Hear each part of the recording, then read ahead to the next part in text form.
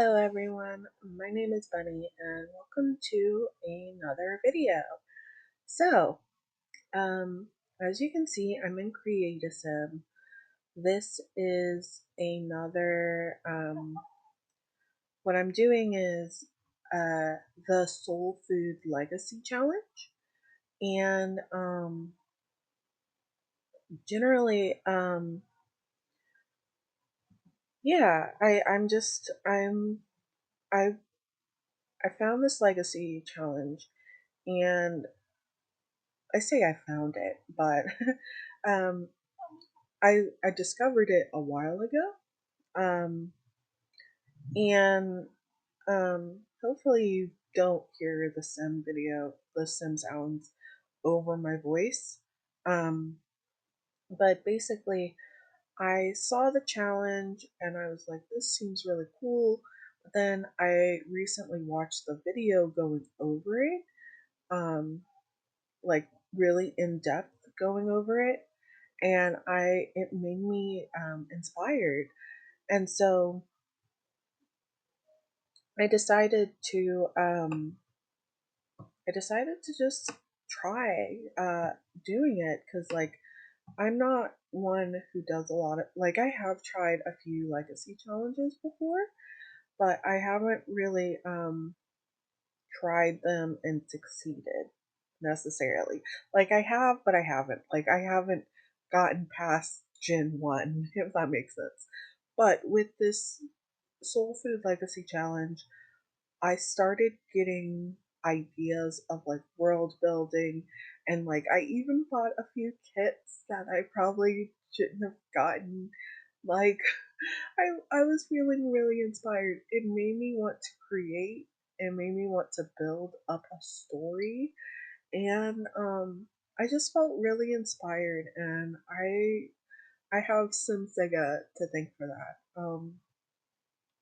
Not to say that I didn't have my own like ideas around storytelling with my Sims and stuff, but gosh, I really hope you don't hear all the little sounds and beeps and whistles that keep popping up as I'm trying to talk. So yeah, I felt really inspired. If you're not familiar with the Soul Food Legacy Challenge, it's by simsigga, and it's where everybody's invited to the cookout, whether you're from our culture or not. And it's basically an African American inspired, Black inspired sim challenge. And um, it's just, I don't know, it's really nice. And as you can see, I'm creating the legacy heir.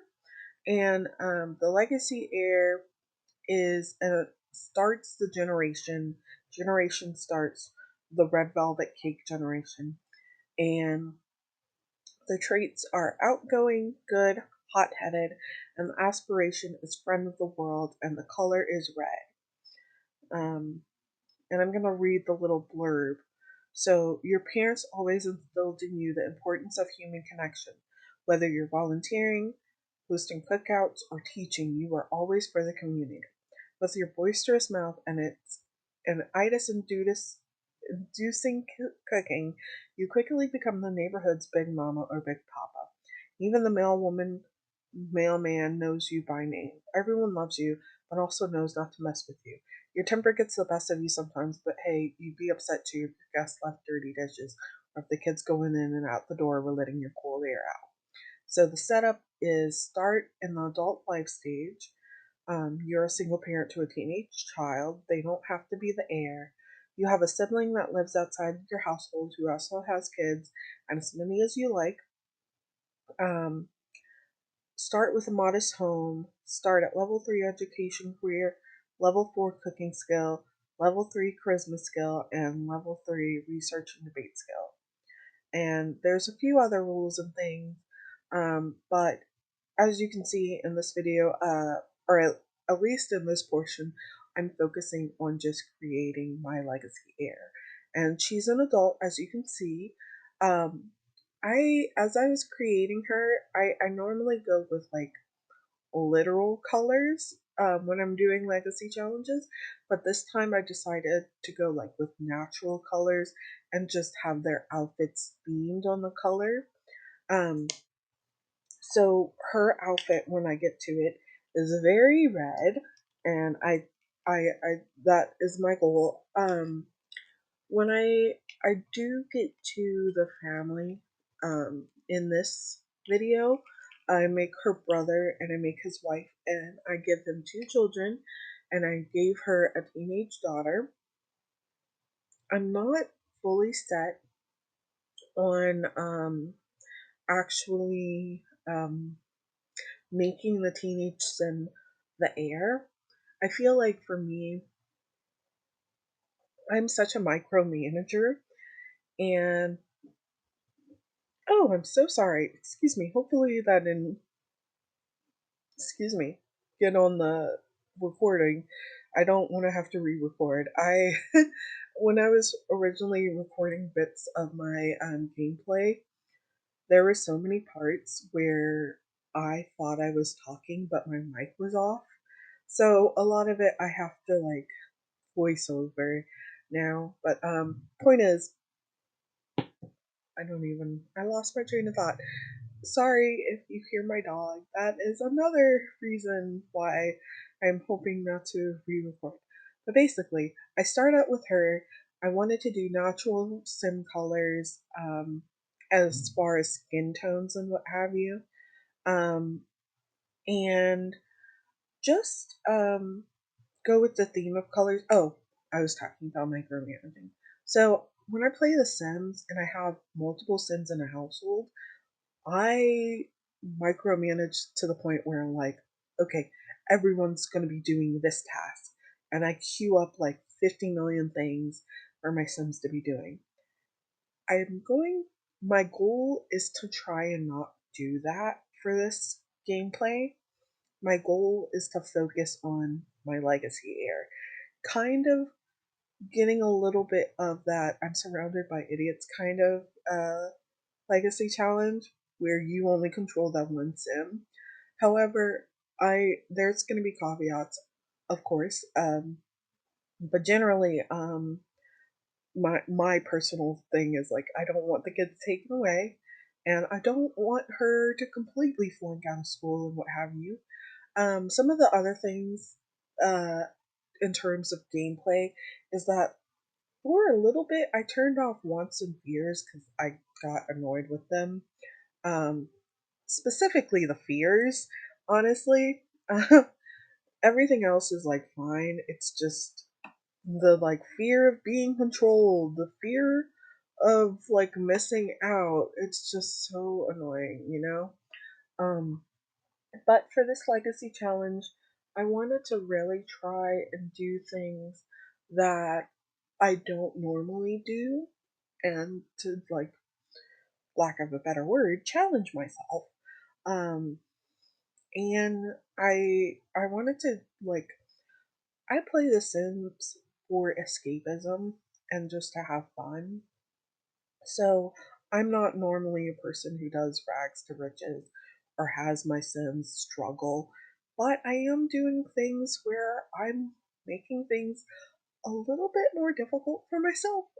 I we and it's funny because like even as I was going over the legacy challenge, I had questions like like for example with the they start off at like level 3 charisma. I was like, do we cheat to start them off there, or do we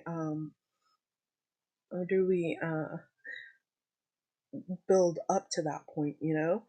And I realized like it's up to me, and like it's my game, and even when I play with the mods and cheats and things, I don't necessarily have to play it by the exact rules. The rules are like a baseline for you to follow and for you to build a story because it's The Sims. And it's like no one's holding a gun to my head to do things a specific way, you know? But I'm an overthinker. Um, I've talked all this time, and I didn't say anything about me actually building the sim. So yeah, I I pictured this woman as someone like this story sort of says of like um she's kind of the big mama of like the neighborhood who's always like down and out, like the auntie that like is so nice and kind but has a bit of a temper. Like, hey auntie, like, hey mama, what's going on? Who always has like um stuff going on at her house, but who is like so for the community. And I tried to do that with her outfits. Like, yes, they're red, but I also tried to like, I don't know if you can tell, but I tried to gravitate towards Africana inspired outfits or outfits that have a bit of like that culture to them, like that hint of culture to them, you know? Yeah. And I wanted her to be a little bit statuesque of a woman, like someone who is like, I don't want to say large and in charge, but I feel like someone who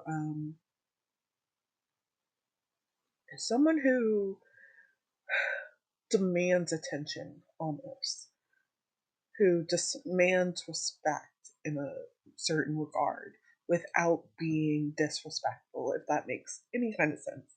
Um, and yeah, so that's like the gist of, I don't know if I said that word right. Just, I think, just, that's the sum of it. um, yeah, so I tried, I put most of my focus and energy in building her specifically and not so much her, the family, because again, I want to try and focus on the legacy here. And I normally play on long sim lifetime, mostly again because like I get sad when my sims age up and die. Not that they can't die in long lifespans either, but I feel like it gives me a lot more time. So when I do set up in the world, I am on normal lifespan. I enabled fame and NPC voting, which I normally turn off because I get annoyed with the community deciding things and the NPC, not NPC, it's in NAP or it's in something, the neighborhood community voting thing, um, who they come by your house to see if you're following the stuff correctly. I get annoyed by that, but I thought it would be perfect for a challenge and for story building to really flesh out the world. Um, Also, you might notice I built the family all together in CAS, and I found that it would be easier to do that and then separate the household once I got in the world, um, than um, than trying to like do MC Command Center to like build the family relationships, you know? So I thought it'd be easier if I just played with genetics. And again, I didn't focus too heavily on stylizing them. I randomized the traits for the family, and I think the traits they all wound up with are kind of good. And the outfits, like the stylized looks, aren't perfect, but they're good enough for what they are. And you will see later in a, I don't know if I'll get to gameplay in this video. I probably won't because this video is probably going to be long enough. But when I do see me get into gameplay, the brother low key is getting on my nerves already because he's always calling up his sister. He's like, "Hey, bestie," and I'm like, "Shut up, shut up, shut up," you know, because he is always calling her, and I get it. It's because when I set them in the world, that's her highest like friendship, I guess. So yeah. Um, but because she has to be friend of the world and all this other stuff, I am really gonna have to build up that relationship for the aspiration, especially because she's already an adult and her birthday is in summer. And I was like looking at the calendar, I was like, wow, the time is so, it feels so short and I have to get like so many things. And personally, I feel like it's become harder to become friends with other Sims and like build relationships. Um, the only way, like the fastest way that I've found playing is like cloud gazing to build relationship, and that takes forever to do like a full cloud gazing session. So I've rambled way too long, probably longer than the video itself. Um, but yeah, I hope that you join me and I hope that you have a fun time. I know I'm going to be having fun. I've mentioned it before, but I'll mention it again. I use mods in CC and I use cheats. I'm going to try and not use too many cheats.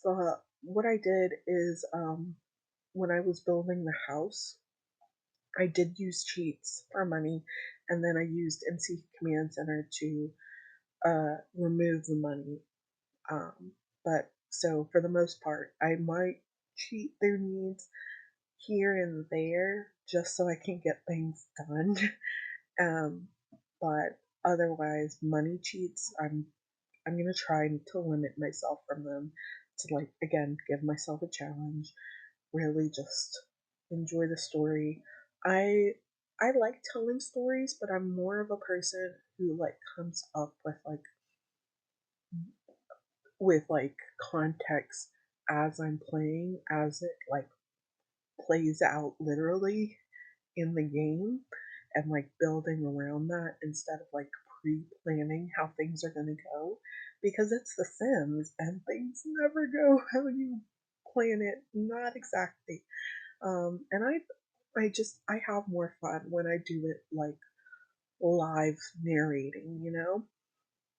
But for the setup and everything, I thought it'd be better just to do it voiceover. So yeah, and again, thank you if you made it this far in the video.